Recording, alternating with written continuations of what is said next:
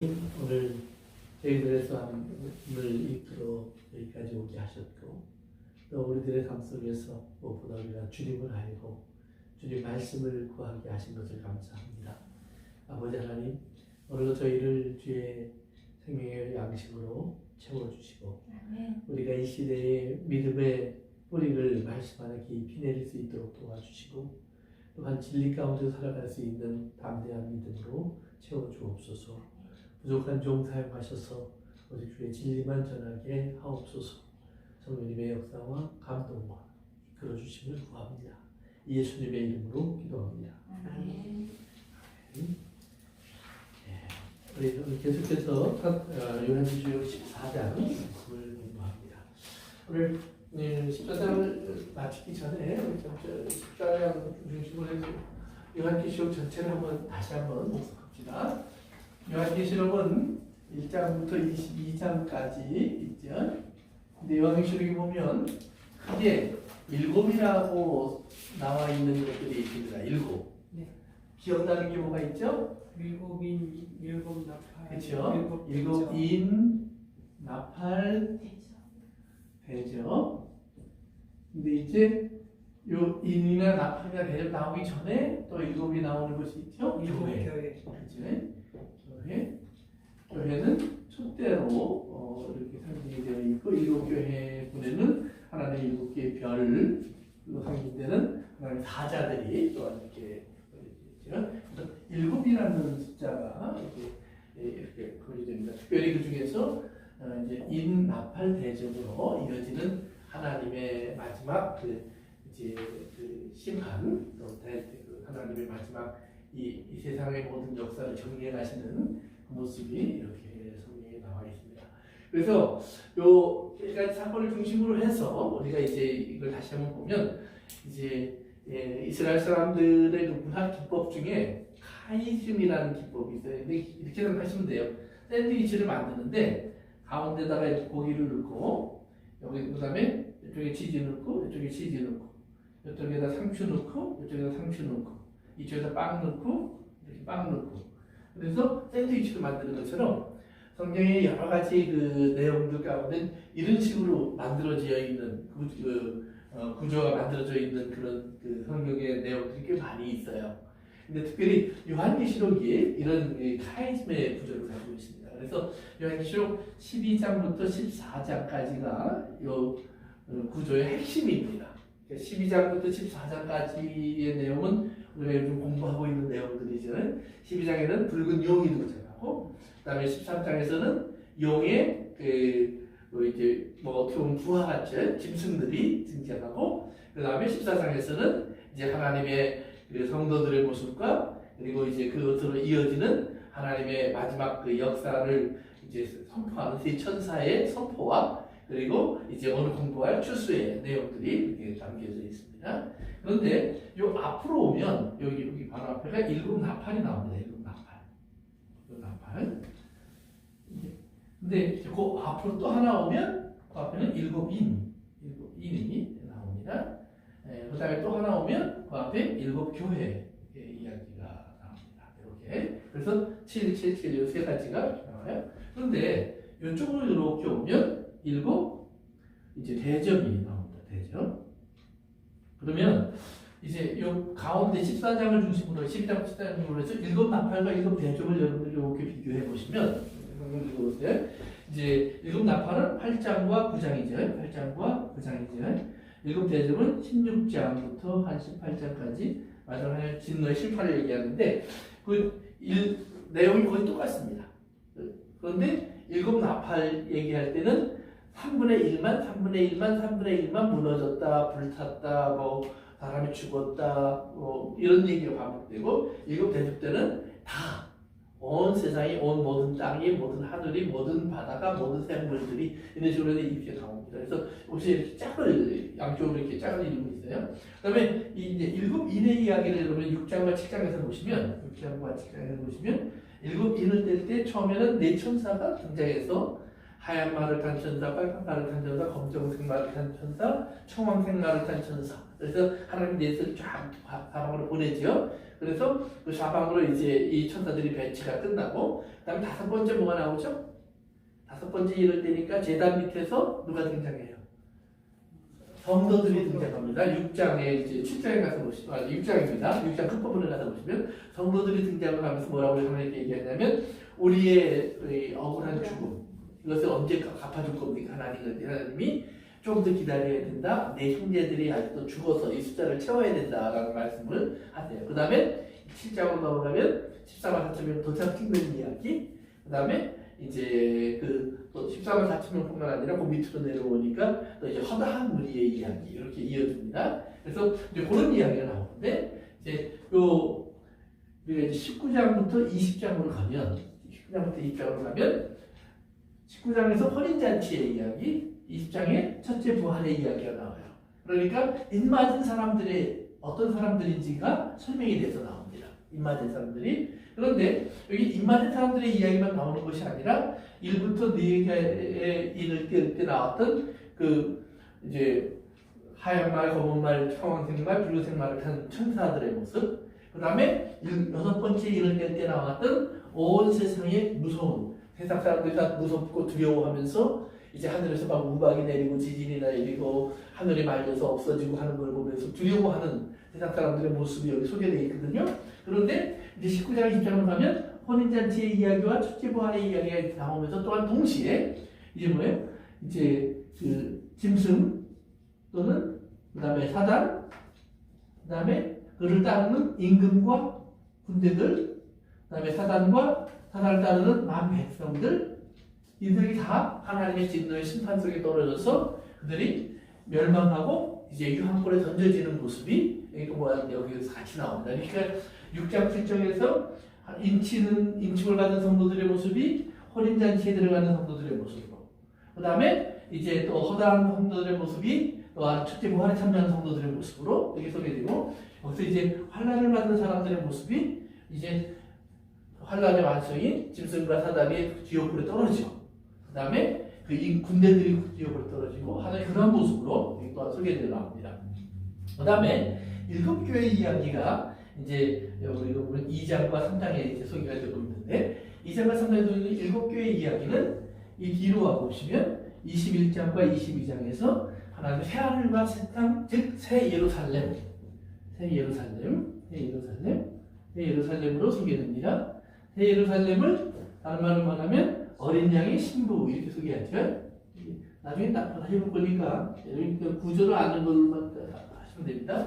그러니까 이 교회가 어린 양의 신부라고 하는 사실이 다시 한번 이제 확정돼서 나옵니다. 그러니까 이렇게 보시면 7교회를 보시면서 7교회가 뭐 이 땅에서 어려움도 당하고 힘든 일도 있고 고통도 받고 있지만 또 동시에 이기는 교회를 주님이 말씀해 주시면서 이기는 교회는 어린 양의 신부다라고 이렇게 올라가서 이제 완성된 모습을 보여주죠. 그러니까 이렇게 이렇게 쭉쭉쭉 짝이 이루어져 있습니다.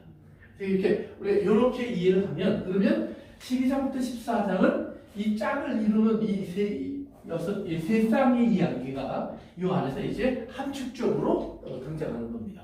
그래서 이 안에서 들어가면 12장 시작할 때 하늘에서 뭐부터 보였죠? 한 여자가 먼저 보였죠. 뭐 어떤 여자였어요? 아이를 잉태한 여자, 배설하려고 하는 여자. 그러니까 용은 이 아이를 삼키려고 했고 실패했고, 그러니까 용이 땅으로 내려와서 바다 모래 위에 서갖고 그다음에 뭐예요? 이제 하나님 어린 양의 그 여자의 남은 자손과 싸우려고 하더라. 그러면서 용이 그 싸우려고 하는 내용의 구체적인 모습이 14장에 나온 거예요. 바다에서 올라온 짐승을 통해서 하나님을 비방하고, 그 다음에 하늘에서 거하는 성도들을 비방하고, 그 다음에 이 땅을 다스리는 42살의 권세를 가지고 이제 힘을 갖고 죽어가다가 다시 살아나는 기적을 보여주고 불이 내려오게 하고, 뭐 이런 여러 가지 이적을 통해서 사람들을 미혹하고 끌어당겨서 어떻게 했어요? 우상을 만들어 놓고 거기에 절하게 하더라. 그런데 우상하게 절하지 아니하는 사람들은 어떻게 했어요? 첫째는 다 죽였어요. 네, 두 번째는 이 우상의 표를 받지 않으면 거래를 하지 못하게 했어요. 그러니까 한편으로는 기사이자 표적들이 막 나타나고, 그 다음에 이제 말을 듣지 않으면 거래를 못하게 하고, 그 다음에 우상을 만들어놨는데 그 우상이 갑자기 말도 하고, 그러니까 여러 가지로 봤을 때 굉장히 신기한 거죠. 그러니까 우리가 좀 생각해봐야 될 것이 있는데요. 구약에 가서 보시면 구약에서 하나님이 우상을 얘기할 때 항상 하나님이 하시는 이야기가 중에 하나가 뭐냐면, 야, 우상이 말하는 거 봤니? 그래요. 맞아요. 우상이 자기 마음대로 돌아다니는 거 봤니? 그런데 요한계시록에 보니까 우상이 나 말해, 나 돌아다녀. 또 우리가 엘리야 이야기 뭐를 찾아보면서 약간 그런 얘기 했지만, 엘리야 이야기를 할 때 보시면은 보세요. 엘리야가 산에서 바알과 아세라 선지자들, 이제 우상이죠. 우상 섬긴 선지자 850명과 이제 어느 하나님이 진짜 하나님이 씨름을 합니다. 그때 이제 하나님이 진짜 하나님이라는 걸 드러내는 방법이 뭐였냐면, 이렇게 제단을 쌓아놓고 여기다가 제물을 올려놓고 여기 사람이 있겠네. 풀도 좀 나고 뭐 이렇게 합시다. 사람 안 갖게. 그래서 제물을 올려놓고 그 다음에 뭐예요? 불을 내려주는 하나님이 진짜 하나님이다. 그래서 이 바알과 아세라 선지자들이 먼저 시작을 해요. 그래갖고 자정이 몇 시간이 지나도록, 그래서 정오가 지나도록 한낮 계속해서 부르짖는데 안 되니까 이제 엘리야가 성경에 보면 저녁 소제를 드릴 시간이래요. 저녁 소제를 드릴 시간, 즉 저녁 번제를 드리는 시간이 있어요. 그러니까 이스라엘 사람들에게 하나님 주신 명령에 보면 아침과 저녁에 너희가 내게 번제를 드려라. 그래서 그게 상번제 그래요. 그래서 예수님이 십자가에 지신 시간을 보면 아침 번제를 드리는 아침 9시에 십자가에 못 박히시고, 그 다음에 돌아가신 시간은 오후 3시, 저녁 번제를 드리는 저녁에 돌아가세요. 그래서 이제 여기서 한 가지 질문이 보통 이제 많이 나오는 질문이 있는데, 이게 뭐냐면 조금 읽던 얘기하고 옆으로 가는데, 어쨌든 간에 아침과 저녁 제사를 얘기하는데 분명히 아침은 9시예요. 근데 저녁은 오후 3시예요. 그럼 오후 3시를 저녁이라고 불러요? 안 불러요? 우리가? 안 부르잖아요. 그러니까 아침 9시도 조금 늦지만 그래도 아침은 아침이니까 받을 수 있어요. 그런데 오후 3시는 우리가 저녁이라고 안 불러요. 그런데 이제 우리가 저녁이라는 개념을 우리가 알아야 돼요. 저녁이라는 개념이 이게 뭐 어떻게 나오냐면 저녁과 저녁 사이의 시간이에요. 저녁과 저녁 사이의 시간. 그러면 이스라엘 사람들이 이제 저녁을 생각하는 이제 방법이 몇 가지가 있는데, 하나는 뭐냐면 해가 떨어지기 시작하면 저녁이에요. 제일 높은 곳에 있다가 떨어지기 시작하면. 그러니까 해가 제 가장 한가운데 오는 시간이 우리가 보통 1시쯤 된다고 하죠. 그거 넘어가면서부터 저녁이에요. 그럼 언제까지? 저녁과, 그럼 완전히 해가 떨어져서 어두워지면 그것도 이제 저녁이 시작이에요. 그러니까 저녁과 저녁 사이를 그렇게 보는 시각이 있어요. 또 하나는 어떻게 보냐면 어제 저녁부터 오늘 저녁까지의 중간 시간이에요. 그러니까 어제 저녁이 해가 떨어지면서 한 7시 시작했다고 그래요. 그럼 오늘도 7시에 시작하잖아요. 그리고 7시부터 7시 사이의 중간, 아침을 말고. 그래서 오후의 중간을 이렇게 정했다. 이렇게 보기도 해요.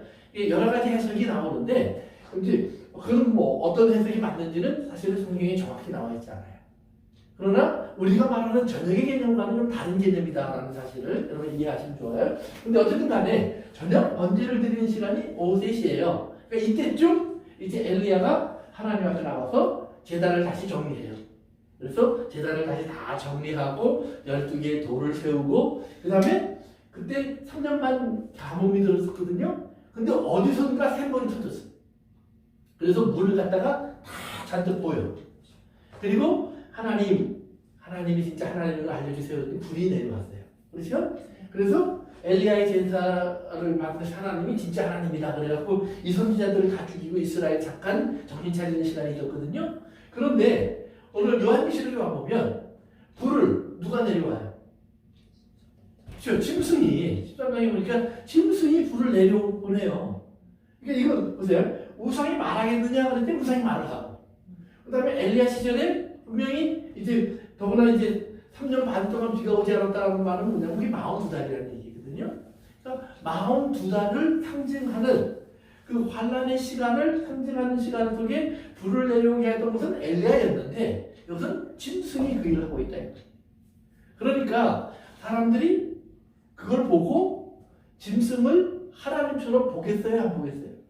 볼 수밖에 없죠. 더구나 이스라엘의 역사를 잘 안다면, 그치?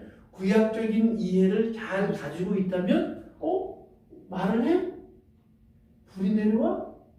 그러면 그건 엘리야의 이야기인데, 그거는 하나님께서는 의사는 말을 못한다고 했는데, 어떻게 이런 일들이 벌어지지? 그러니까, 짐승이 사단이 훨씬 더 진일보한 모습으로 등장해서 많은 사람들이 끌려오게 하는 거예요. 근데 그때 여기에서 지킴을 받을 수 있는 방법이 뭐냐? 그것이 하나님의 말씀. 하나님의 말씀. 그러니까 하나님이 이거를 뭐라고 그래요? 기록하라고 했잖아요. 기록하라. 요한아, 우리 잘 기록해. 기록한 말씀을 벗어나지 마. 하나님의 말씀 속에 어떻게 들어있는지를 잘 살펴봐. 그러니까 마지막 때에는 이런 일들이 일어난다 이 말이에요. 특별히 이제 마지막 때에 대한 글을 이제 신약 성경에 나와서 많이 강조된 부분들이 있죠. 예수님이 말씀하신 마태복음 24장, 바울이 기록한 데살로니가에게 교회에게 보낸 편지들, 이런 곳에 보면 사단은 다 기사와 이적과 표적과 능력을 가지고 사람들을 미혹한다고 되어 있어요. 그런데 그 앞에 거짓이라는 말이 붙어 있어요. 이거 잘못 해석하면 마술을 해서 사람을 속인다고 얘기하잖아요. 그것처럼 진짜 일어난 일이 아닌데 진짜처럼 보이게 한다? 이렇게 이해할 수 있어요. 근데 그거 아니에요. 진짜로 일어나는데 그 안에 진리가 없다. 그 안에 진리가 없다. 그러니까 그러면 우리는 진리를 어디서 찾아야 되느냐? 성경은 말해요. 모든 성경은 하나님의 감동으로 된 것으로, 그래서 하나님의 말씀 안으로 들어가라. 그 다음에 데살로니가서에서 바울이 계속 강조하는 것이 뭐냐면 기록된 말씀을 벗어나지 마라. 진리를 떠나지 마라. 내가 너에게 전해준 진리를 꼭 붙잡고 있어라. 그 다음에 디모데에게도 이제 목회자에게 주는 글이라고 얘기를 하는데, 디모데에게 쓴 글을 보면 네가 하나님의 말씀을 공부하고 연구하고 가르치는 일에 전념하라. 이제 이런 이야기를 계속해요. 즉 하나님의 말씀을 떠나지 마라. 예수님도 그래서 제자들에게 내가 가면 성령이 오실 거야. 성령이 오시면 일어나는 일의 가장 큰 특징은 뭐냐면 너희를 진리 가운데로 인도할 거야. 그러니까 말씀을 떠나지 마라. 이것을 우리가 헛돌아 이제 여기서 이제 착각하면 안 된다는 말이에요. 그러니까 우리가 잘못하면 우리가 기적, 능력, 이런 걸 강조하다가 끌려갈 수 있는데 13장에 가서 보니까 여기 13장, 13장에 짐승이 다 그런 일을 한다 이 말이에요. 그래서 사람들을 미혹해서 우상에게 절하게 하는데 그때 이 짐승이 이제 절하지 않고 오히려 고난과 죽음을 감내하는 사람들을 성경 뭐냐면 그것을 성도 이렇게 불러요. 성도라고 부르면서 그 성도들의 특징이 뭐냐? 믿음과 인내 이렇게 믿음과 인내. 그래서 오늘 이제 우리 14장에 좀 가서 보십시다. 14장 다시 한번 갑니다. 요한계시록 14장. 요한계시록 14장입니다. 우리 10절부터 9절부터 할까요? 9절부터 읽어볼까요? 9절부터 시작. 또 다른 천사 곧 셋째가 그 길을 따라 큰 음성으로 이르되 만일 누구든지 짐승과 그의 우상에게 12절까지요. 이마에나 손에 표를 받으면 그도 하나님의 진노의 포도주를 마시리니 그 진노의 잔에 섞인 것이 없이 부은 포도주라. 거룩한 천사들 앞과 어린 양 앞에서 불과 유황으로 고난을 받으리니 그 고난의 연기가 세세토록 올라가리로다. 짐승과 그의 우상에게 경배하고 그의 이름 표를 받는 자는 누구든지 밤낮 힘을 얻지 못하리라 하더라. 성도들의 인내가 여기 있나니 저희는 하나님의 계명과 예수에 대한 믿음을 지키는 자니라. 아멘. 그래서 성도들의 일을 얘기할 때는 인내를 얘기해요. 그런데 짐승을 따라가고 표를 받은 사람들을 얘기할 때는 포도주를 마시고 취한 자라고 표현을 해요. 그러면 누가 더 팔자가 편해 보여요? 그렇죠? 포도주 마시고 취하고 막 이런 사람이 행복해 보이잖아요. 그리고 실제로 성도들의 인내의 시간에 그들에게는 그것이 즐거움의 시간이었어요. 쾌락의 시간이에요. 즐기는 시간이에요. 그런데 그들이 아침을 맞는다 이 말이에요. 새로운 날이 온다 이 말이에요. 어둠의 시간이 지나가고 빛의 시간이 다시 와요. 근데 빛의 시간이 왔을 때 그렇게 술 취해 있고 이렇게 했던 사람들은 어디로 들어가요? 불과 유황에 던져지고, 그리고 이제 성도들은 하나님께서 아까 얘기하신 대로 다시 일으키셔서 그들에게 새 옷을 입히시고, 그 다음에 어린양의 혼인잔치에 함께 참여하게 하시고, 그 다음에 왕 같은 자로 세워주시고, 그리고 그들에게 하나님의 나라의 백성으로 하나님의 얼굴을 뵙는 그런 사람으로 담아주신다 이 말이에요. 그래서 이제 그러한 모습이 이렇게 되어 있는데, 어쨌든 간에 이제 그 요한계시록의 구조가 이렇게 되어 있다는 거예요. 그래서 다시 한번 보시면 처음에 7교회 이야기가 나오고, 7교회 이야기는 이제 새하늘과 새 땅에서 나타나는 새 예루살렘의 모습을 이제 과 연결되는 것이고, 7인에 대한 이야기는 결국 이제 어린 양의 혼인잔치와 그 다음에 첫째 부활에 참여한 바로 그 모습. 그러니까 여러분이 그걸 이제 가서 보시면 어린 양의 혼인잔치 다음에는 백마를 탄 예수님이 등장하고, 예수님을 따르는 흰옷 입은 군대가 등장하면서 이 땅의 임금들과 짐승들 다 격파해요. 그리고 그들을 이제 불에 던져요. 그 다음에 이제 첫째 부활에 대한 이야기, 20장에 가서 첫째 부활에 대한 얘기가 나올 때 보면 첫째 부활에 참여한 자들이 이제 예수 그리스도의 왕노릇 하는데 보니까 사단이 다시 등장해요. 그 힘을 가져요. 그리고 곡과 마곡에서 모든 백성들을 끌어모아요. 그리고 이제 하나님의 성도들을 쳐부시려고 들어오는데 하나님께서 하늘에서 불을 내려 심판하시고 우박으로 그들을 다 파괴하시고는 그들을 이제 지옥불에 던지시는 그런 심판의 내용이 나와요. 그러니까 이제 하나님께서 7인에서 우리가 이중적으로 하나님의 사람들이 표현됐고, 그리고 이제 마지막에 그 20장과 21장, 19장과 20장에서 하나님은 산사와 혼인잔치와 그 다음에 이제 그 첫째 부활로 말하면 이중적으로 그렇게 하나님의 부활한 성도들의 모습도 표현되어 있다는 것을 우리가 볼 수 있어요. 그 다음에 7 나팔, 이것은 이제 재앙의 본격적인 시작이에요. 그렇지만 이 재앙은 7 대접의 재앙에 비하면 작은 재앙이에요. 그리고 7 대접의 재앙을 할 때는 이미 하나님의 역사가 드러나는데 7 나팔 때에는 이건 하나님의 역사가 아니에요. 하나님에 대한 표현이 나와 있지 않고 뭐라고 나와 있냐면 7 나팔 때 5번째 때 등장하는 게 뭐였죠? 연기가 올라오면서 세상이 어두워지고 그 다음에는 메뚜기 떼 같은 것이 등장해요. 그 사람을 죽이지는 않는데 괴롭혀요. 죽이지는 않는데 괴롭혀요. 그 다음에 6번째는 이제 2억이나 되는 말을 탄 마병대가 등장해요. 그러면서 그들의 입에서 막 사람을 죽이는 독이 나오고 그래서 사람의 3분의 1을 죽여요. 그러니까 이런 사단의 역사가 가장 왕성한 시간이에요. 그런데 사단도 사용하는 게 불과, 유황과 연기예요.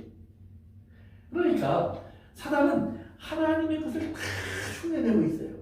그러면서 마치 자기가 하나님인 양 행동한다 이 말이에요. 그러면서 그것은 성도에게 환난의 시간이 되고 고통의 시간이 되는데, 그러나 성도를 자기 뜻대로 해할 수는 없어요. 성도는 오직 하나님의 뜻 안에서 우리가 마치 예수님이 너희가 나를 죽이는 것이 아니라 내가 하나님의 뜻을 위해 나를 아버지께 드린 거야, 아버지가 나를 내어주시는 거야, 이런 표현을 하시는 것처럼 성도들은 오직 하나님의 뜻 안에서만, 하나님의 계획속에서 하나님의 허락하신 죽음만을 맞아요. 그러니까 여러분들이 그걸 기억하시면 됩니다. 그래서 이제 그런 표현이 되고, 그래서 12장부터 14장은 요한계시록을 해서 모든 내용들이 양쪽으로 우리가 볼 수 있는 함축된 내용이 등장한다. 그래서 마치 그 12장, 13장에 나오는 그 사탄, 짐승들의 막 시간은 마치 5번째, 6번째 나팔의 시간처럼 짐승들이 왕노릇하는 시간 같이 보이지만 또 동시에 그것은 정해진 시간이고, 정해진 시간 속에 성도들의 역할은 여전히 하나님의 말씀을 외치는 시간이고, 복음을 증거하는 시간이고, 복음을 증거하는 자들을 이제 사단은 반드시 죽이려고 애쓰게 되어 있고, 죽음을 만든 성도들이 그 안에서 담대하게 승리하는 모습으로 성경에 나오고 있습니다. 이렇게 보시고 다시 한번 이제 우리 14장 오늘 또 열어보도록 합니다. 그러면 14장에 보시면 성경에 보면 우리 다시 좀 아까 읽은 부분 다시 봅니다. 여기 보면 9절부터 보면 짐승과 그의 우상에 경배하고 이마에 표를 받으면 그랬죠. 그런데 사실은 이제 표에 대한 이야기가 처음 등장하는 것이 저기 출애굽기에 처음 등장합니다. 우리 한번 잠깐 봅시다. 출애굽기로 갑시다. 출애굽기 28장 38절 한번 읽어봅시다. 구약성경 출애굽기 표에 대해서 우리 출애굽기 28장 38절 읽어볼까요? 이 패를 아론의 이마에 두어 그가 이스라엘 자손의 거룩하게 드리는 성물과 관련된 죄책을 담당하게 하라. 그 패가 아론의 이마에 늘 있으므로 그 성물을 여호와께서 받으시게 되리라. 아멘. 여기서 이 패라는 말이 나오죠. 패라는 건 뭐냐면 제 대제사장이 이마에 띠를 두르게 돼 있어요. 이렇게 띠를. 그런데 여기다가 금으로 판을 만들어서 이렇게 붙여요. 그 띠 위에다가. 그리고 이거 뭐라고 써 있냐면 여호와께 성결 이렇게 써 있어요. 여호와께 성결. 여호와께 성결. 이게 이제 우리 나사렛 교단의 모토예요. Holiness unto the Lord. 영어로 쓰면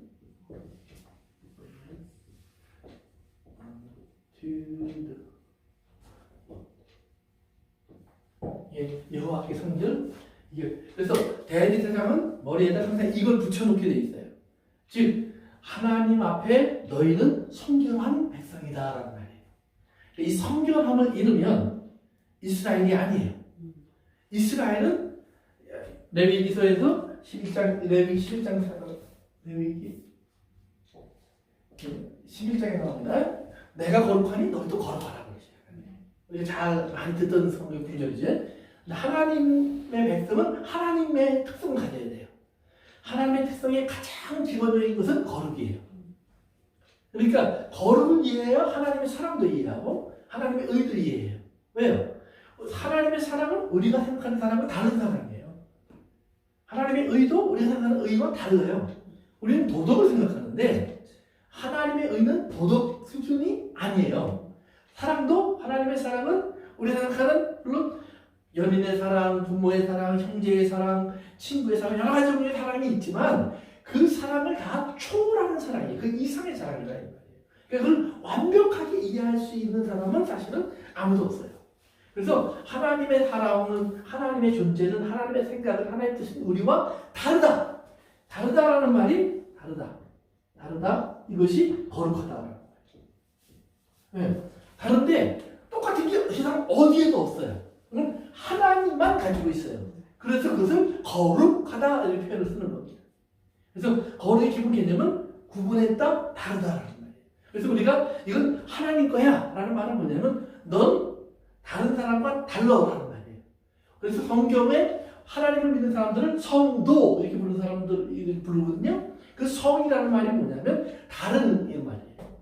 거룩한 사람 이 말이에요. 그러니까 너희는 다른 사람이야. 그렇죠? 우리 달라요? 네, 다르게 생겼어요? 네, 달라야 돼요. 이 생각을 여러분이 자꾸 집어넣어야 돼요. 그래서 우리는 하나님 앞에 다른 사람이에요. 그러니까 이 다른 사람이라는 것을 인식하고 살아가는 사람들이 드릴 수 있는 것이 예배예요. 만약에 그 다름을 모르고 하나님 앞에 나와서 나도 세상 사람과 똑같잖아요, 하나님. 그러면서 우리가 예배드리는 목적이 세상 사람 중에서 잘 되고 세상 사람들 중에서 배부르고 세상 사람들 중에서 편안하고 이걸 추구하는 거면 그건 예배가 아니에요. 그건 기도도 아니에요. 그러니까 다른 사람으로서 하나님 이 땅에서 그 다른 사람다웠게 나는 하나님 앞에 서 있기를 원하고 세상 앞에 서 있기를 원합니다. 그래서 사람들이 나를 보면 다르구나. 그런데 다르다는 소리를 듣는 사람들을 보니까 주로 어떻게 돼요? 예수님 할 때는 미쳤다고 했어요. 제정신이 아니야. 그리고 사도들도 보면 야 너희들 말하지 마. 니네들 말은 이거 정말 골치야. 우리가 이해할 수도 없고 받아들일 수도 없어. 놀림받고 조롱받고 심지어는 버림받고 그런 소리밖에 안 돼요. 왜? 세상 사람들이 볼 때 말도 안 되는 소리가 복음이에요. 그래서 바울이 그렇죠. 유대인들에게 복음은 걸려 넘어지게 하는 것이고 히라빈 즉 지식을 갖고 이 세상을 정말로 지적인 눈으로 바라보는 사람, 이성이 있는 사람들의 눈으로 볼 때는 미련한 것이다. 그러나 구원을 경험한 사람들에게만은 이 복음은 하나님의 구원을 이루는 하나님의 능력이다. 그래서 우리가 그걸 능력으로 경험한 사람이 있고 그것을 객관적으로 지식적으로 판단하고 분석하고 깨달아 보려고 노력하는 사람이 있는데 그 사람을 깨닫지 못한다 이 말이에요. 능력으로 경험해본 사람만이 알 수 있는 것이 하나님의 복음이다라고 되어 있어요. 그래서 이 패가 여호와께 성결에 붙어 있는 거예요. 어디에? 이마에. 이게 인이에요. 인. 영원히 이스라엘은 이걸 가지고 있어야 돼요. 그러니까 이것이 신약으로 보면 우리는 영원히 여기에 우리 이마에 붙어 있어야 돼요. 그래서 하나님이 인친자를 먼저 얘기하잖아요. 인친자. 그러니까 하나님의 인을 받았다 그랬을 때 그 인은 그렇기 때문에 이제 신약 성경에서는 여기다 갖다 붙여놓는 패가 아니라 우리 마음의 성령으로 도장치는 거예요. 너희는 내 것이야 라고 하나님 얘기하신 겁니다. 그래서 이 패에 대한 얘기가 조금 더 나오는데요. 신명기 6장으로 가보세요. 신명기 6장.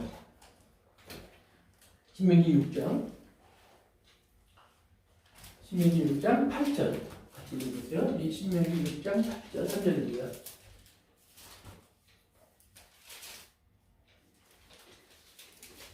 시작. 너는 또 그것을 내 손목에 메어 기호로 삼으며 네 안에 붙여 표로 삼고. 그렇죠. 그것을 어떻게 했어요? 손목에 차고 그다음에 미간은 여기 눈과 눈썹과 눈썹 사이 여기를 말하는 거죠. 그러니까 이마 여기를 말하는 거예요. 여기다 붙여라 그런 말이에요. 그래서 이스라엘 사람들 그 기도하러 가서 뭐 이렇게 보면 여기다가 이렇게 조그만 삭제 같은 사람들 이렇게 맨 사람들이 있어요. 그다음에 손에는 이렇게 술을 이렇게 길게 달고 그것이 하나님의 말씀을 이렇게 메고 있는 거예요. 여기다 요 박스 안에서 이렇게 열어보시면 거기 그 신명기 말씀이 이렇게 들어가 있어요. 거기다 붙여서 도루마리처럼 말아갖고 거기다 집어넣어놨어요. 그래서 그 말씀을 문자 그대로 실천하는 거예요. 그래서 미간 사이에 붙이고 그다음에 오른손에 붙이고. 그런데 요 미간 사이에 붙이고 오른손에 붙인 것이 뭐냐면 하나님의 언약의 말씀이에요. 그게 그들의 표예요. 그러니까 우리는 하나님의 말씀으로 태어난 사람들 이런 말이에요. 그러니까 육신의 사람들이 아니고 정력의 사람들이 아니고 우리 하나님의 언약을 갖고 있는 사람들. 그래서 우리는 하나님의 언약의 말씀대로 사는 사람들. 그러니까 오른쪽이라는 말은 뭐냐면 그래서 항상 하나님 말씀 편에 서서 살아가는 사람들. 우리 이 말씀대로 살아야 돼. 내 손은 이 말씀대로만 움직여줘야 돼. 이제 그런 뜻이에요. 그 다음에 내 생각은 내 모든 생각은 항상 하나님의 말씀대로만 생각하고 바라보고 이해하고 들어야 돼. 이것이 그들이 여기다 붙이는 이유예요. 그것이 뭐예요? 유대인들의 패, 이스라엘 사람들의 패. 그러니까 오늘 우리가 하나님의 사람으로서 하나님의 도장을 받은 사람이면 뭐예요? 그런 편을 가지고 있어야 되겠죠. 그것이 뭐예요? 그래서 우리가 아까 얘기한 것처럼 눈에 보이는 것 따라가지 말고 이 기적이나 이적, 미혹 끌려가지 말고 우리가 뭐예요? 하나님 말씀 안에 머물러서 말씀의 뿌리를 깊게 내리고 흔들리지 않는 사람이 되어야 된다. 그래서 지난주에 설교한 것처럼 뭐예요? 베레아 사람들의 신사들이라 그 말은 뭐예요? 하나님 말씀을 열심히 듣고 그 다음에는 들은 것을 끝나는 것이 아니라 집에 와서 성경을 보고 상고했다 그랬다 말이에요. 그 당시는 집에 성경이 없으니까 아마 회당에 모여서 했겠죠 주로. 그렇지만 여러분들 지금 성경이 다 있잖아요. 주일날 성경 설교 듣고 수요일날 성경 공부하고 집에 가서 뭐 해야 되겠죠? 성경을 상고해야 돼요. 어떻게? 매일같이. 그런데 그걸 매일같이 하면 어떻게 돼요? 믿는 자들이 많아진다. 믿는 자들이 많아진다. 그런데 그냥 에이 뭐 목사님 맨날 하는 소리가 그렇지 뭐. 그 교회는 그렇게 얘기하는데 우리 교회는 이렇게 얘기하는데 이렇게 되면 어떻게 돼요? 그는 믿음이 생길 수가 없어요. 그 교회는 이렇게 얘기해, 우리 교회는 이렇게 얘기해. 그런데 그 얘기 듣고 집에 와서 성경 보니까 그래 그렇게 얘기하고 이렇게 얘기해서 보니까 거기에 예수님이 계시네. 그러니까 우리는 예수님을 따라가야 되네. 예수님을 닮아가야 되네. 이렇게 되면 되는 거예요. 그러니까 장로교회가 예를 들면 우리는 칼빈을 따라가. 감리교회가 우리는 웨슬레를 따라가. 또 어떤 교회는 우리는 성령의 은사를 따라가. 우리는 하나님을 찬양하는데 악기를 안 쓰는 순수한 찬송을 해. 목으로만. 아니 우리는 하나님 찬송할 때 모든 악기를 동원해 찬송해. 뭐 별의별 사람들 다 생겼어요. 그런데 그들이 자기들의 풍습과 관습은 여러 가지가 있을지라도 그 안에서 예수님을 발견하고 나는 악기를 써서 예배드리는 건 시끄러워도 싫어. 그럼에도 불구하고 그 형제들과 같이 예배를 하기 위해서라면 기꺼이 그 악기 소리가 나는 곳에 함께 앉을 수도 있고, 또 나는 칼빈의 해석한 성경 말씀들이 나에게 잘 맞아.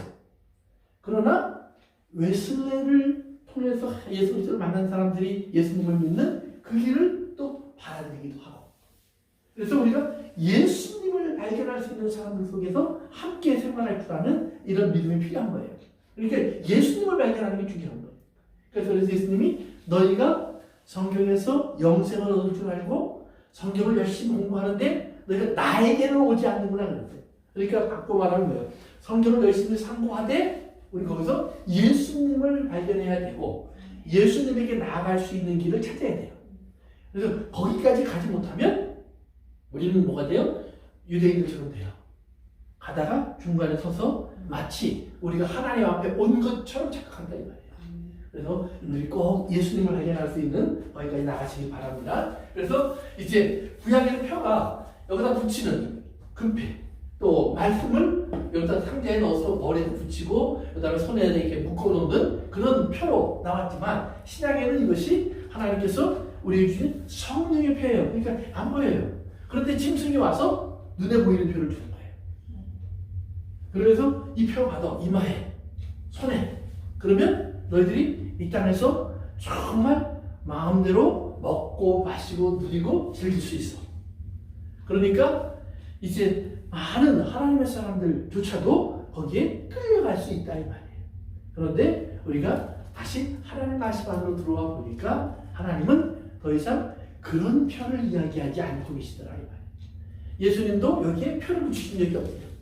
예수님도 여기에 말씀에 표를 붙이신 적이 없어요.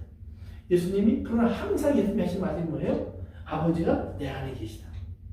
나는 아버지 안에 있고 나이가 하는 모든 일에는 아버지의 뜻이 있고 나는 아버지의 뜻을 이루려고 이 땅에 와 있어. 그래서 내 뜻이 아니고 아버지의 뜻이 이루어지기를 원합니다가 궁극적으로 완성된 것을 십자가라고 해요. 그러니까 우리의 삶 속에서도 우리가 끊임없이 부닥치는 나와 하나님의 뜻 사이 속에서 우리가 하나님의 뜻이 내 위에 있음을 말할 때 그가 왕이에요.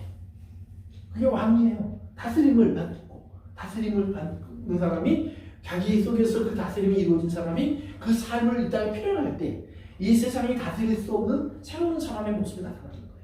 그래서 히브리서에 가서 보시면 우리 히브리서 한번 가봅시다. 히브리서 11장 우리가 잘 아는 우리 성경이죠. 히브리서 11장 이제 여러 가지 우리가 잘 아는 사람들의 이야기를 다 한 다음에 이제 이 33절 보시면 이렇게 나와요. 그들은 믿음으로 나라들을 이기기도 하며 의를 행하기도 하며 약속을 받기도 하며 사자들의 입을 막기도 하며 불의 세력을 멸하기도 하며 칼날을 피하기도 하며 연약한 가운데서 강하게 되기도 하며 전쟁에 용감하게 되어 이방 사람들의 진을 물리치기도 하며 여자들은 자기의 죽은 자들을 부활로 받아들이기도 하며 또 어떤 이들은 더 좋은 부활을 얻고자 하여 심한 고문을 받되 구차히 풀려나기를 원하지 아니하였으며 36절부터 읽습니다. 시작. 또 어떤 이들은 저런과 채찍뿐 아니라 결박과 옥에 갇히는 시련도 받았으며 37절 돌로 치는 것과 톱으로 펴는 것과 시험과 칼로 죽임을 당하고 양과 염소의 가죽을 입고 유리하여 궁핍과 환난과 학대를 받았으니 이런 사람은 세상에 감당하지 못하니라. 그들이 광야와 산과 동굴과 토굴에 유리하였느니라. 39절까지 이 사람들은 다 믿음으로 말미암아 증거를 받았으나 약속된 것을 얻지 못하였으니. 아멘. 그러니까 믿음을 이야기하는데 믿음의 사람들을 이야기하면서 우리가 생각했던 모든 좋은 것을 가지고 있는 사람의 이야기가 없죠. 다 찢기고 상처 입고 쫓겨나고 빼앗기고 죽음을 당하고 그래서 죽고의 이야기가 계속 쌓여요. 그런데 그 죽음을 당하는 모든 원인을 여기 보면 믿음으로 이렇게 얘기를 해요. 그러면 믿음으로 그 죽음을 당하면 어떤 일이 일어나느냐? 오늘 우리가 읽었던 마지막 본문에 가서 보니까 다 믿음으로 말하면 증거를 받았어요. 그러니까 확실히 알아요. 그 말이에요. 확실히 알아요. 이거는 마치 표를 받은 거예요. 도장을 받은 거예요. 확실히 아는데 아직 약속된 것을 손에 쥐지는 못했어요.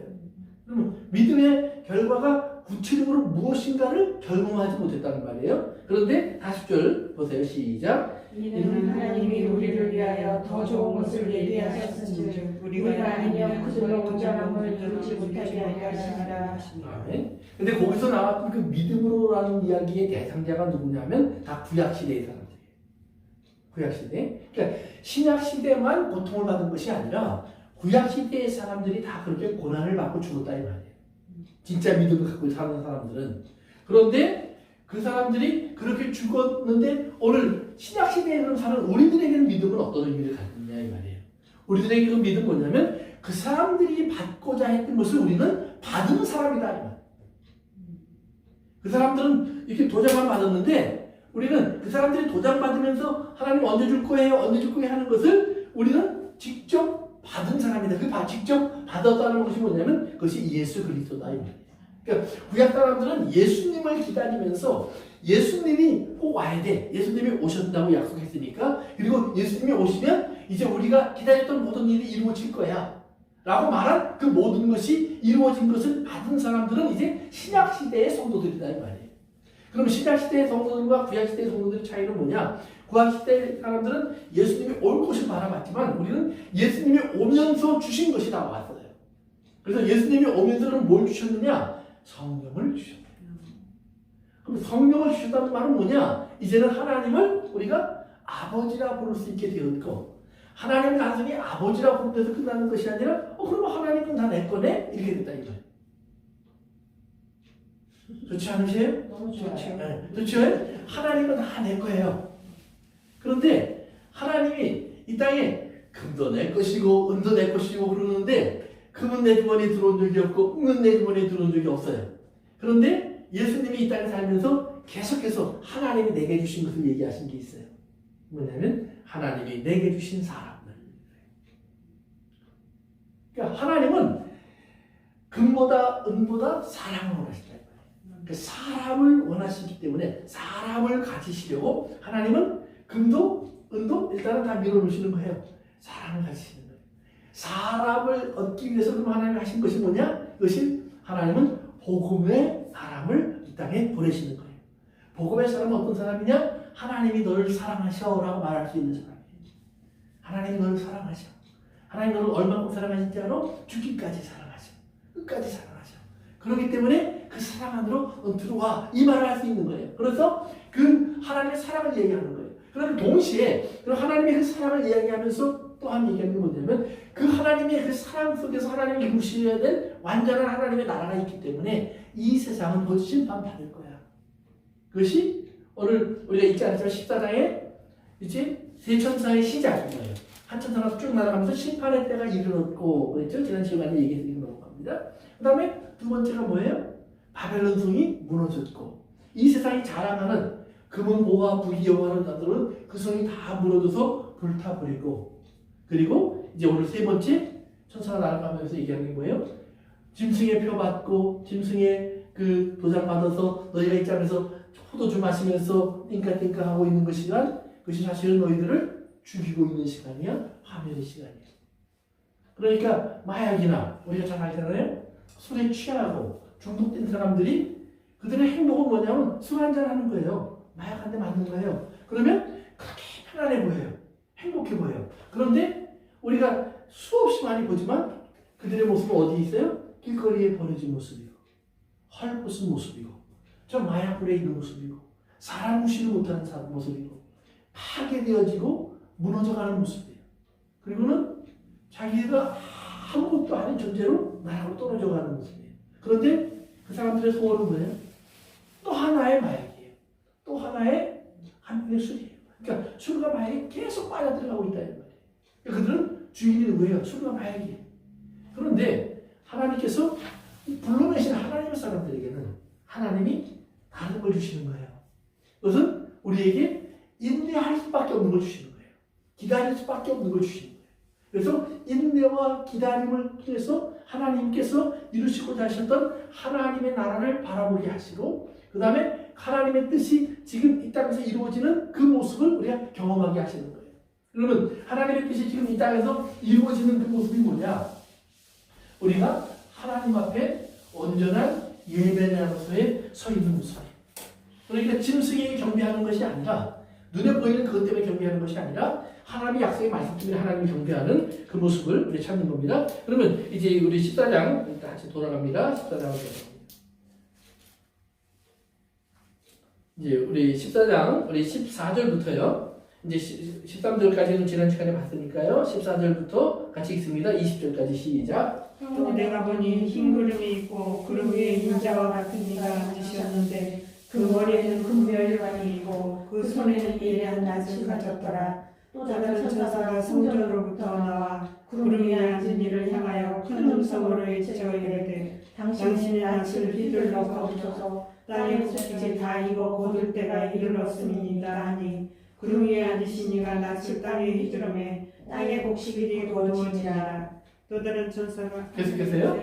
또 다른 천사가 하늘에 있는 성전에서 나오는데 역시 예리한 낫을 가졌더라. 또 그를 다스리는 천사가 제단으로부터 나와 예리한 낫까지 전에 향하여 큰 음성으로 불러 이르되 내 예리한 낫을 휘둘러 땅에 포도송이를 거두라. 그 포도가 익었느니라. 천사가 낫을 땅에 휘둘러 땅에 포도를 거두어 하나님의 진노의 큰 들에 던지매 성 밖에서 그 틀이 밟히니 틀에서 피가 나서 마을 굴레까지 닿았고 1600스타인에 퍼졌더라. 아멘. 아멘. 그래서 14절부터 20절까지요. 추수가 나오는데 두 개의 추수가 나와요.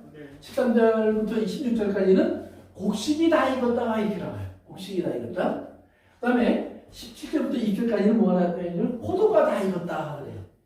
그런데 익었다라는 말이 달라요. 이 곡식이 익었다라는 말은 익었다,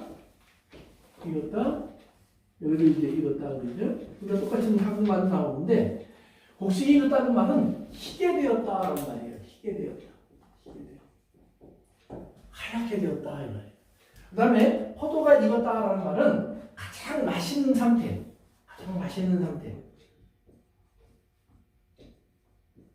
단물이 가득 찬 상태를 말하는 거예요. 프라임 타임이에요. 그러나 여기는 희게 되었다라는 말이에요. 이 희게 되었다라는 말이 우리 볼 때는 황금 물결이 확 치는지 이런 걸 우리 추수를 생각하는 게 아니에요. 풀이 너무 메마르면 바깥에 보시면 겨울에 저쪽 이제 여기 잔디밭 말고 또 나무 밑에 보시면 어떻게 돼 있어요? 메마르죠. 그냥 다 마른 가지들이 이렇게 누워 있잖아요. 거기에. 근데 그것처럼 풀들이 다 메말랐어. 물이 없어서 dry out. 이게 마치 다 볕에 타버린 것처럼 광야처럼 되었다 그런 말이에요. 그러면 왜 곡식이 익었다는 말을 광야처럼 되었다라고 얘기를 했을까요? 예수님도 요한복음에서 보니까 사마리아에 가서 제자들이 가서 먹을 걸 구해 갖고 와서 먹으라고 하니까 예수님 그렇죠? 난 이미 배불렀다 그러시면서 예수님이 눈을 들어보시면서 여기 사마리아 여자가 마을 사람들을 데리고 나오는 걸 바라보세요. 그래서 뭐라 그러죠? 너희는 아직도 3달이 더 있어야 추수할 때가 된다고 얘기하지. 그런데 눈을 들어 밭을 보라 희어져 추수하게 되었도다. 밭이 추수할 때가 되었다는 말은 희어졌다는 말이에요. 그런데 그 희어졌다는 말이 우리가 생각하는 곡식이 잘 익었다라는 의미가 아니라 이제는 메말라서 더 이상 곡식은 자랄 수가 없어요. 다 이제는 놔두면 불에 타버릴 지경이야. 그때가 되었을 때 안 된다. 걷어들여야 된다. 이제는 더 이상 미루면 안 돼. 이렇게 얘기하시는 거예요. 그래서 곡식이 익었다라는 말에 이제 익었다라는 말이 희게 되었다라는 말이고요. 곡식을 거두어들인다라는 말이 뭐냐면 그것은 여름이 되었다라는 말이에요. 익었다는 말은 희게 되었다는 말이고 거두어들인다는 말은 여름이 되었다라는 말이에요. 그러니까 여름과 뜨거운 태양과 이스라엘의 메마른 기후와 이선 주로 우기가 겨울이에요. 그러니까 이런 그 건조하고 메마르고 먼지가 일어나고 이게 삭막한 그 시간이 사실은 보리가 익고 밀이 익는 추수의 시간이 맞아요. 그런데 그것을 다른 면으로 보면 아주 메마르고 건조하고 힘든 시간이에요. 그러니까 그 시간이 땅을 가진 부자, 예를 들면 우리가 이제 룻기 같은 데서 보시면 보아스와 같은 부자에게는 거두어드리는 시간이니까 즐거운 시간이에요. 그러나 룻과 그런 가난한 사람들의 이야기 속에는 그건 뭐예요? 가장 어려운 시간이에요. 마치 한국으로 말하면 보릿고개와 같은 시간이에요.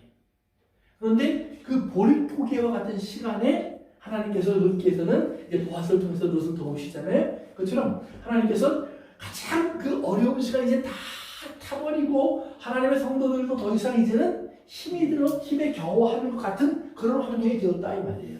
그런데 하나님 말하면 이제 추수한대야. 그때가 이제 추수한대야. 바꿔 말하면 요한계시록 6장에서 언제입니까? 할 때가 이제는 지금이야. 그렇게 숫자가 꽉 찼다는 말이에요. 그들이 희어를 추수하게 되는 그런 마치 하나하나 죽어가던 메마른 풀처럼 이제 이 땅에서 다 그렇게 버림받은 모습으로 쓰러져 있는 성도들의 모습이 상상될 수 있는 거예요. 그러면서 이 광야 같은 곳에서 우리가 얼마나 더 기다려야 합니까? 언제까지 기다려야 합니까? 성도들의 하루하루가 이제 정말 메마른 삶이 그것이 이제 극에 달하는 그런 모습을 보여주는 거예요. 그런데 그때 하나님 말씀하시는 겁니다. 낫을 휘둘러라.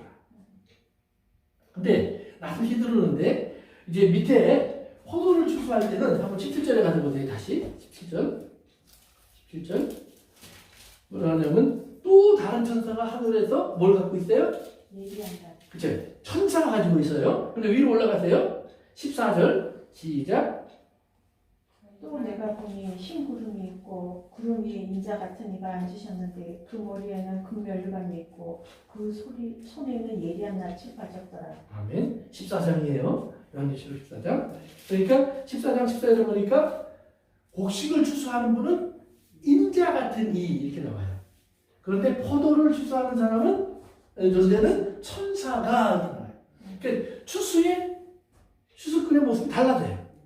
그런데 곡식을 추수할 땐 인자가 하는 거예요. 그럼 인자는 누구예요? 예수님이에요. 성경에 인자라고 하는 이야기가 처음 나오는 것이 신약 성경에 마태복음에 보면 예수님이 예루살렘 성에 이렇게 가시면서 하는 얘기가 있어요. 인자는 머리 둘 곳이 없어. 여우도 굴이 있고 새도 울타리가 있는데 예루살렘에 내가 있을 곳이 없구나. 근데 예루살렘에 뭐가 있어요?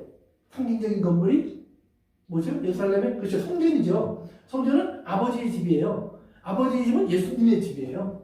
그러니까 그 당연히 예수님이 머리 둘 곳이 있으셔야 돼.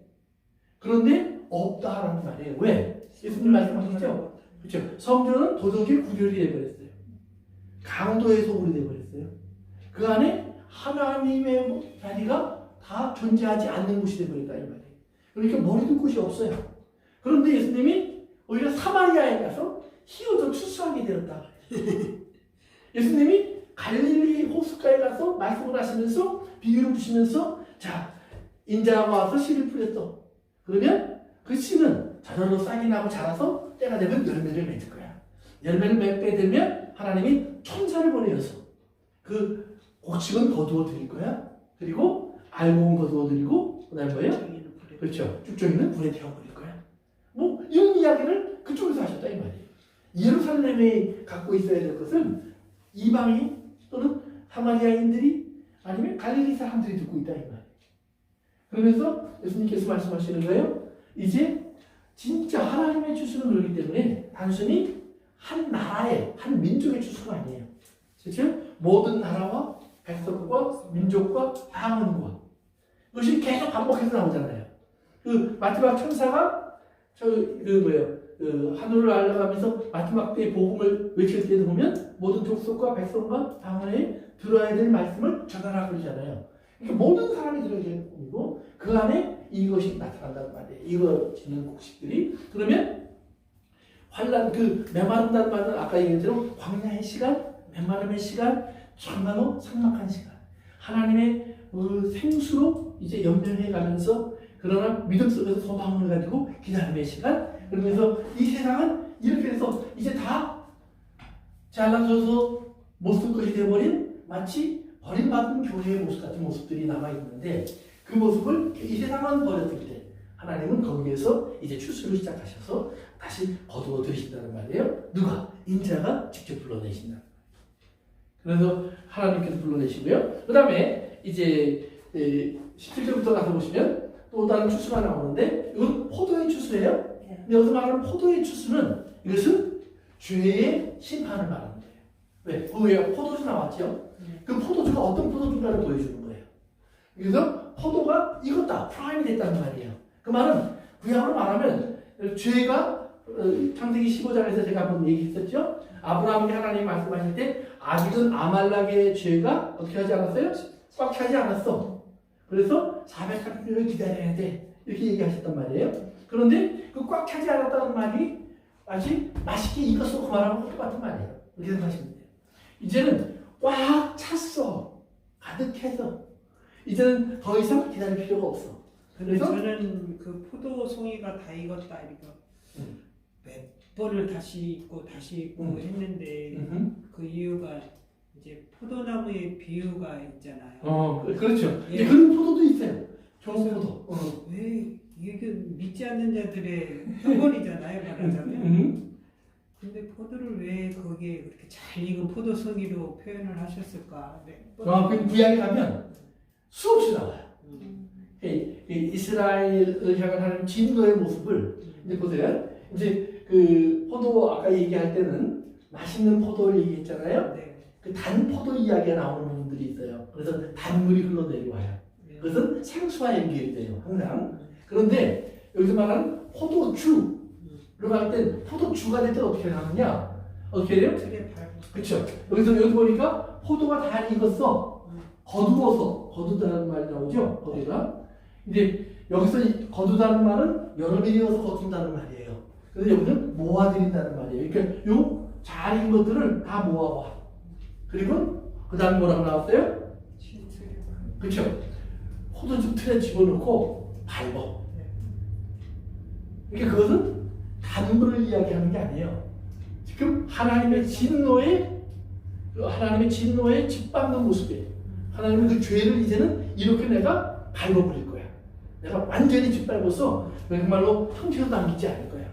내 진노를 내가 표현해 줄 거야. 그래서 그 진노가 그런 표현이 되는데 막 밟으니까 포도주 틀이 넘쳐서 포도즙이 퍼져나가기 시작하는데 어디까지 갔어요? 1664년. 그러니까 여기 보였어요? 1600. 그 다음은 44 곱하기 10이에요. 그러니까 4는 세상의 숫자예요. 온 세상을 덮는다는 말이에요. 완전히 덮는다는 말이에요. 그래서 이제 그 뒤에 가서 보시면은 말 방울이 다닐 때까지 피가 차오른다 그러는데 이거는 하나님께서 정말 피가 그만큼 큰 풀을 만드는 것이 아니라 그만큼 온 세상 모두의 죄를 하나님 형벌하시는 시간이 왔다라는 말이에요. 그래서 출전 하나님 심판을 생각을 보여주시는 거예요. 그래서 곡식은 익어서 희게 되었기 때문에 예수님께서 거둬들이시는 거고 포도는 익었는데 이것은 죄의 상태예요. 죄가 만개한 상태이기 때문에 그건 모아들여서 포도즙 틀에 넣고, 즉 포도즙 틀에 넣는다는 말이 뭐냐면 그들이 다 한 덩어리가 됐다는 말이에요. 한 모습이 됐다는 말이에요. 그래서 그들의 죄를 심판할 수밖에 없는 하나님의 모습이 그렇게 소개되어 나옵니다. 우리 성경 한두 군데만 찾아보고 오늘 마치겠습니다. 우리 이제 금방 얘기를 했으니까 우리 저기를 봅시다. 요엘서 우리 3장으로 한번 가볼까요? 요엘서 3장. 요엘서 3장. 구약 성경. 요엘서는 우리가 자주 사도행전에서 등장하죠. 성령이 임할 때의 모습을 요엘서에 상징적으로 나와 있어서 마지막 때 되면 남녀가 여종에게 하나님의 은혜가 내리고 뭐 이런 그 성령의 임재하는 모습을 설명하는 것이 요엘서에 나오거든요. 2장 마지막 부분에. 근데 3장으로 가면 요엘서는 3장이 끝이에요. 3장으로 가면 1절부터 보시면 이렇게 나와요. 보라, 그날 곧 내가 유다와 예루살렘 가운데에서 사로잡힌 자를 돌아오게 할 때에, 그래요. 근데 그냥 돌아오게 하는 것이 아니라 2절 같이 읽어봅니다. 시작. 내가 만국을 모아드리고 여호사밧 골짜기에 내려가서 내 백성 복된 개혁인 이스라엘을 위하여 거기에서 그들을 심문하리니 이는 그들이 이스라엘 나라를 가운데 흩어버리고 흩어버리고 나의 땅을 나누었음이며. 아멘. 거기까지요. 그래서 이스라엘을 돌아오게 할 때에 하나님께서 이제 모든 하나님의 추수를 시작하실 때를 얘기하는 겁니다. 다시 하나님의 나라로 백성들을 모아드리는 시간이에요. 다시 하나님의 나라로 백성들을 모아드리는 시간인데 그 시간에 동시에 어떤 일이 벌어지느냐? 만국을 모아서 뭐예요? 심판한다. 만국을 모아서 어디에? 골짜기에. 즉 거기에 포도주 틀이라는 말이에요. 만국을 여호사밧, 이것은 판단하시는 곳 이런 말이에요. 재판소가 있는 곳 이런 뜻이라고 생각하시면 돼요. 여호사밧의 골짜기라는 곳으로 불러들여서 거기서 심판하는데 왜 심판을 하느냐? 그들이 이스라엘을 흩어지게 했어요. 즉 하나님의 사람들을 광야로 내쫓았다 이 말이에요. 온 세계로. 물론 지난 시간에 얘기한 것처럼 광야로 나갔다는 말은 뭐라고 했어요? 결국은 하나님이 복음을 전파하기 위해서 사용하셨다는 말이에요. 그들이 곳곳에 흩어져서 곳곳에서 말씀의 증인이 돼요. 그래서 곳곳에 교회를 세웠단 말이에요. 저처럼 이런 하나님의 사람들을 다시 이제는 다 하면 끝났어. 이제 추수의 시간이 돌아와. 그런데 이 곡식 추수를 한 동시에 이쪽에서 뭐가 보여주세요? 포도즙을 짜내는 심판이 시작된다. 그들의 죄악을 다 드러내요. 근데 죄악의 핵심에 뭐가 들어가 있냐면 뭐 너희들 거짓말에 도덕질해서 이게 아니라 하나님의 백성들을 핍박한 거예요. 하나님의 백성들을 박해한 거예요. 즉 예수 그리스도를 거부한 그 믿지 않는 죄를 하는 거예요. 그래서 밑으로 이렇게 좀 내려가시면 이렇게 나와요. 우리 12절 다시 한번 읽어봅니다. 시작. 민족들은 일어나서 여호사밧 골짜기로 올라올지어다. 내가 거기에 앉아서 사면의 민족을 다 심판하리로다. 그래요. 그래서 이제 온 세계의 모든 민족들을 앞으로 끌어모아서 심판하는 거예요. 마치 하나님께서 요한계시록 20장에 보면 백보자 심판을 한다는 것처럼 그런 심판의 모습이 등장하는 겁니다. 13절 시작. 너희는 낯설으라 곡식이 익었도다 와서 밟을지어다 포도주 틀이 가득히 차고 포도주 독이 넘치니 그들의 악이 큽니다. 계속해서 사람이 많으며 심판의 골짜기에 사람이 많으며 심판의 골짜기에 여호와의 날이 가까우니로다. 해와 달이 캄캄하며 별들이 그 빛을 거두도다. 여호와께서 시온에서 부르짖고 예루살렘에서 목소리를 내시리니 하늘과 땅이 진동하리로다. 그러나 여호와께서 그의 백성의 피난처 이스라엘 자손의 산성이 되시리로다. 여기까지만 마치 그 요한계시록을 읽는 것 같지 않아요? 네. 거기 나오는 어둠의 이야기도 나오고 뭐 이제 그 해와 달과 별이 캄캄해지는 이야기도 나오고 거기다가 이제 한쪽에서는 또 곡식을 거두어라 익었다. 그렇죠? 그런데 그 다음에 또 한쪽에는 뭐예요? 포도주 틀이 포도주가 가득하니까 와서 밟아라. 이게 동시에 지금 양쪽에 시작되는 거예요. 그러니까 마치 요한계시록 지금 14장의 내용이 거기에 몇 구절로 딱 함축되어 있는 것처럼. 그래서 하나님께서는 이스라엘의 역사 가운데 이런 일이 일어날 거라고 알려주시는 거예요. 그런데 실제로 이스라엘 역사 가운데 이런 일이 있었어요? 없었어요. 이스라엘이 다시 나라를 세운 건 맞아요. 뭐 정말 나라가 세워진 다음에 아랍과 전쟁에서 서바이벌 하고 있는 것도 맞아요. 그러나 여기서 말하는 것처럼 완전한 승리자가 되어서 막 짓밟고 온 세상을 심판하고 그런 모습은 안 나오죠. 이건 마지막 때의 이야기를 하고 있는 거예요. 마지막 때의 이야기. 그래서 요한계시록 얘기하는 거예요. 그러면서 우리 18절로 한번 가서 봅시다. 이제 아까 우리 오집사님 얘기하셨으니까 18절 시작. 그날의 산들이 단 포도주를 떨어뜨릴 것이며 작은 산들이 젖을 흘릴 것이며 유다 모든 시내가 물을 흘릴 것이며 여호와의 성전에서 샘이 흘러나와서 시팀 골짜기에 대리하라. 아멘. 아멘. 그러니까 단 포도주가 흘러내려와서 이스라엘 사람들에게 마치 젖과 꿀이 흐르는 하나님의 은혜를 경험하게 돼요.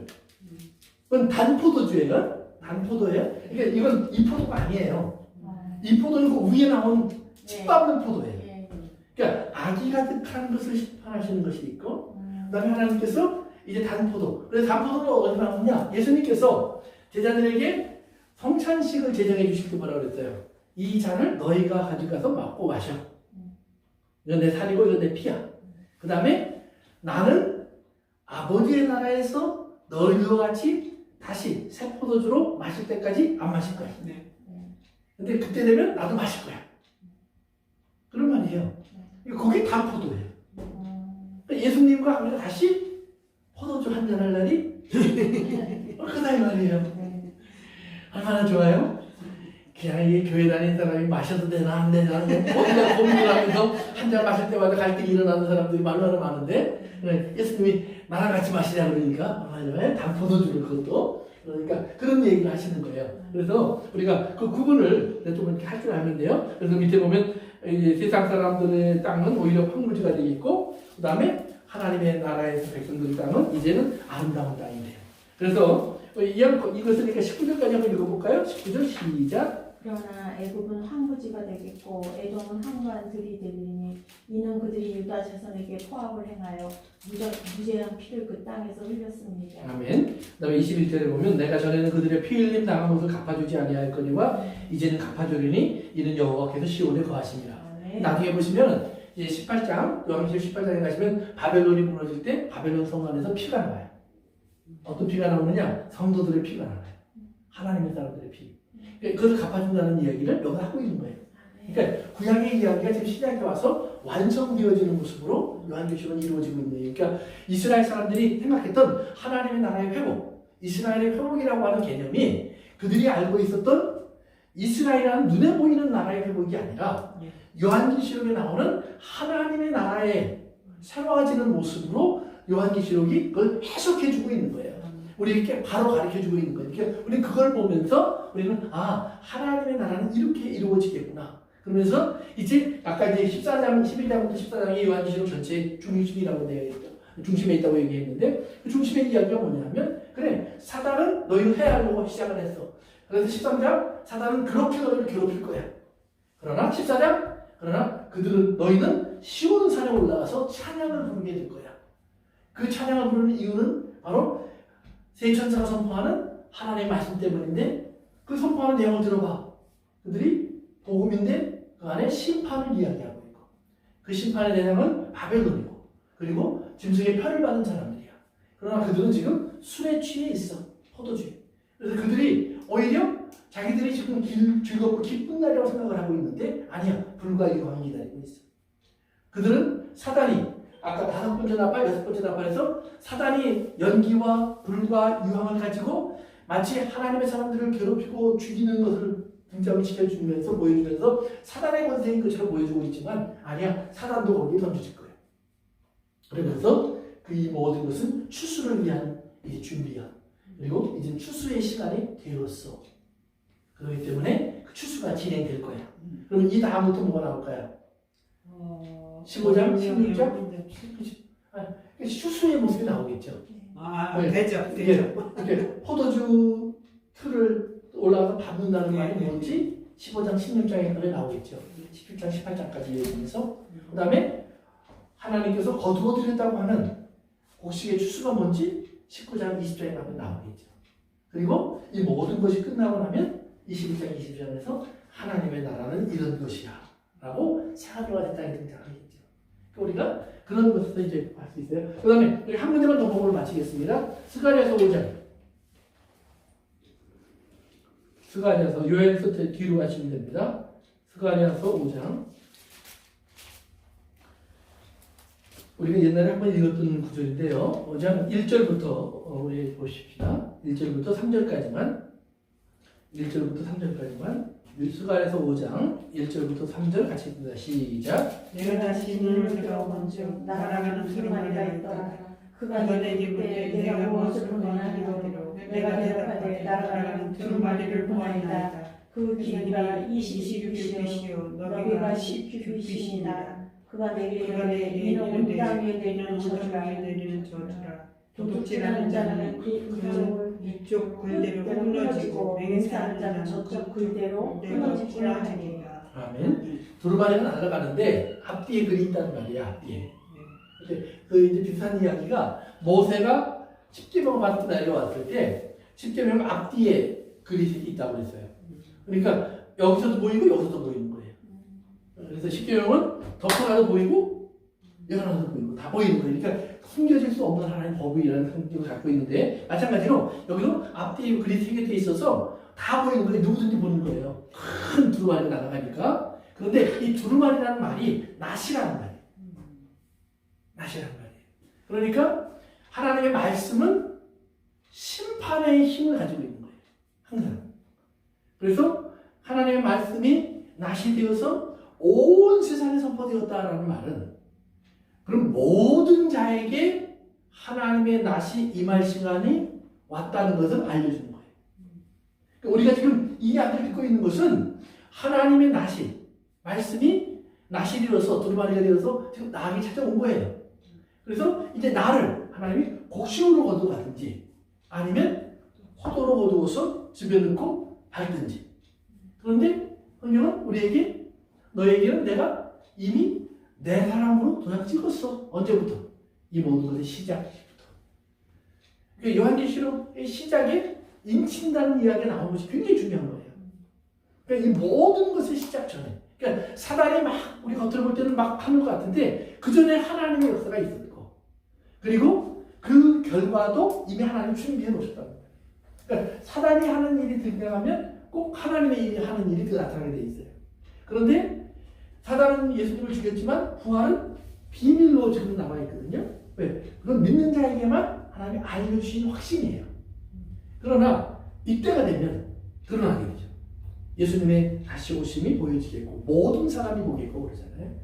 그런 날이 올 때까지 여러분들은 조금 더 참고 조금 더 기다리면서 소망 속에서 꼭 승리해 나가시길 바랍니다. 그래서 하나님께서 수술을 하시는데 알고 보면 예수님이 내가 직접 할게. 니네들한테 못 맡겨. 얘네들은 내 거야. 그리고 포도는 니들이 알아서 해. 천사들을 내보내서 그렇게 하게 하시는 거예요. 그리고 재밌는 거는 알곡을 얻을 때는 천사가 하나님의 집에로부터 나와요. 성소에부터 나와서 그 메시지를 선포해요. 거두라고 하십니다, 하나님이.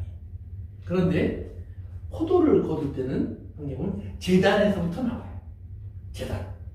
제단은 뭐가 있던 곳이죠? 벌써 여러 번 얘기했는데 제단은 제사를 드리기 위해서 양을 그렇죠? 맞아요. 근데 그 제단 밑에 한을 갈고 기도하는 사람들이 있죠. 누구예요? 사도 12지파 그렇죠. 순교를 당한 하나님의 성도들. 그들이 언제까지입니까, 하나님? 그 기도가 있는 곳이 제단이에요. 그 기도가 있는 곳이. 재미있는 것은 하나님의 이 사건 이후에 성경에 제단이 나오는데 향에 대한 이야기가 사라져요. 더 이상 향이 의미 없어요. 거두어서 즉 성도의 기도가 맞췄다. 뭐였다고요? 맞춰. 가득 심판. 그러니까 그 전까지는 여러분 요한계시록 8장에도 가서 보시고 5장에도 가서 보시면 인을 치기 전에도 대접과 향과 성도의 기도. 8장에서 나팔 불기 전에도 대접과 향과 성도의 기도가 나와요. 그런데 이제 15장, 16장으로 하나님 마지막 심판이 시작되는 내용이 소개돼요. 근데 성전이 나와요. 그런데 그리고 제단이 나와요. 그럼 거기에 향과 성도의 기도가 사라져요. 굉장히 중요한 거예요. 즉 하나님의 일은 반드시 하나님의 성도를 통해서 가르치고 있어요. 우리 성도들이 고통 속에서도 아직도 하나님 언제까지입니까? 이때는 소망이 있는 시간이에요. 성도의 입에서 누군가가 탄식하며 하나님 아직도입니까? 아직 이 세상에 희망이 있는 시간이에요. 그러나 모든 성도의 입이 다물어져요. 그리고는 찬양으로 바뀌어요. 하나님이 이루셨다. 어린 양의 노래를 해주십니다. 그리고 이 땅에 그들을 위해서 기도하는 아브라함이 소돔과 고모라 성을 위해서 기도하듯이 기도하는 기도 소리가 끝나요. 그리고 세상은 하나님의 진노 소리 들어져요. 그러니까 굉장히 두려운 시간이지만 또한 동시에 하나님 우리 굉장한 비밀을 우리에게 알려주는 거예요. 너희가 어떤 사람인 줄 알아? 너희는 다른 사람이야. 이 패를 가지고 있는 사람. 너희만이 내게 나와서 예배할 수 있고 기도할 수 있고 나는 그 기도를 듣고 있었어. 이제 제단에서 사자를 내보내서 하나님께서 이제는 제단에서 향을 모으는 것이 아니라 하나님 진노를 가지고 나가. 내가 이제 갚아줄게 하는 말씀하시는 거예요. 꼭 기억하시기 바랍니다. 우리 기도하겠습니다.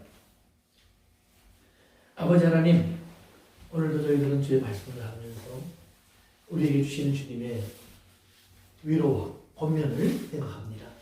주님, 우리가 끝까지 믿음을 지킬 수 있도록 도와주시기를 구합니다. 주님의 성령으로 우리의 마음을 지켜주시기를 구합니다. 주님 말씀 위에 우리가 서 있을 수 있도록 눈에 보이는 것, 귀로 듣는 것 때문에 흔들리지 않도록 지켜주시기를 기도합니다. 아멘. 예수님의 이름으로 기도합니다. 아멘.